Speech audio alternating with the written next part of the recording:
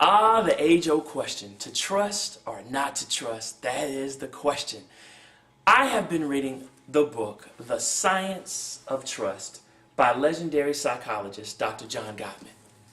In this chapter, called The Dynamics of Betrayal, he has found scientific evidence of why it's better to trust than to not to trust. Here's the best way to illustrate his point. Imagine a square, and the square is divided into 4 even parts. Person A decides to either trust or to distrust, and they date either person A, who's trustworthy, or person B, who turns out to be untrustworthy. What the research shows is that if person A, who decides to trust, dates person A, who is trustworthy, and they marry, they can add 15 years to their life. That's right, there's scientific evidence for marriage adding years to your life. Isn't that fascinating? Now, what happens when person A, who trusts, dates person B, who's untrustworthy, and betrays them? I think we've all been there. We know how it hurts. What's interesting is that it takes off 4 to 8 years off of your life. So that's evidence that if you're in a relationship and you experience betrayal, it can take years off of your life. But here's what's even more interesting. Say you decide, I'm never, ever, ever going to trust again. And you're person A and you distrust. And you date person A, who's trustworthy, but you decide to not get in a relationship with them, to not give them your heart, to decide instead upon a lifetime of loneliness.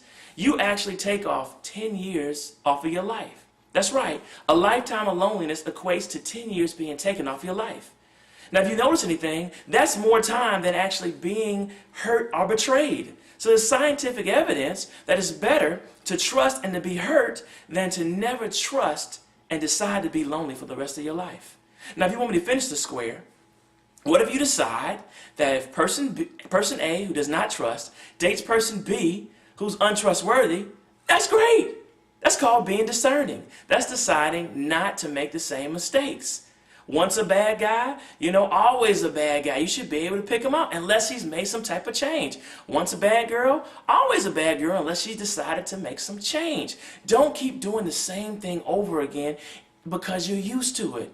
This book provides scientific evidence that it's better for you to play to win and to be hurt than to never play at all. My friends, I love you. If you've been knocked down off that horse of love, get back up and just be more selective and more discerning. Use your friends. Pray more.